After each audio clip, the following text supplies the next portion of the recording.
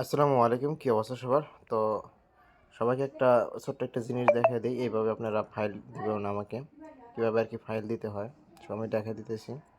So এটার মধ্যে কিন্তু আমার ফাইলগুলো আছে, ঠিক আছে? আপনারা যখন ফাইল দেন ওইখানে কিন্তু কী বলে পারমিশন আসে, পারমিশন দেওয়ার লাগে, ওয়েট করার লাগে। সো আমি এখন দেখাবো, এটা হচ্ছে আপনার লাইভ টাইম শিখে রাখবেন, তাই হবে। সো তার জন্য কী করবেন, কোনো পারমিশন লাগবে না। তার জন্য কী করবেন, এই যে থ্রি ডট আছে, থ্রি ডটে একটা ক্লিক মারবেন। আমি থ্রি ডটে একটা ক্লিক মারতেছি।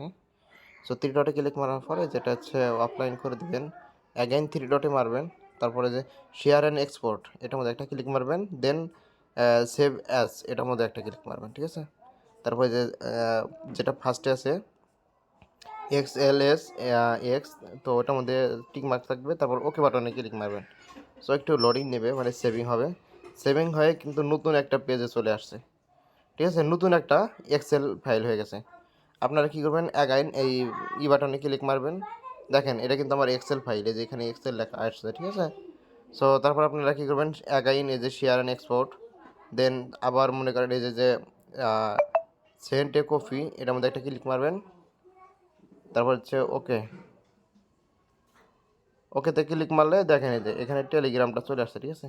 আমি টেলিগ্রামটা সিলেক্ট করলাম। সিলেক্ট করার পর ধরেন আমি সেভ মেসেজে রাখলাম।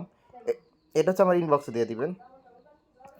দেখেন এই যে ফাইল আকারে চলে আসছে, ঠিক আছে? এই ফাইলটা আপনি এরকমভাবে যখন আমার ইনবক্সে শেয়ার করে দেবেন, আমি ক্লিক মারলেই কিন্তু ইনস্ট্যান্ট দেখতে পারবো, দেখেন এই যে। সো এরকমভাবে সবাই ফাইলটা জমা দিয়ে দেন এখন।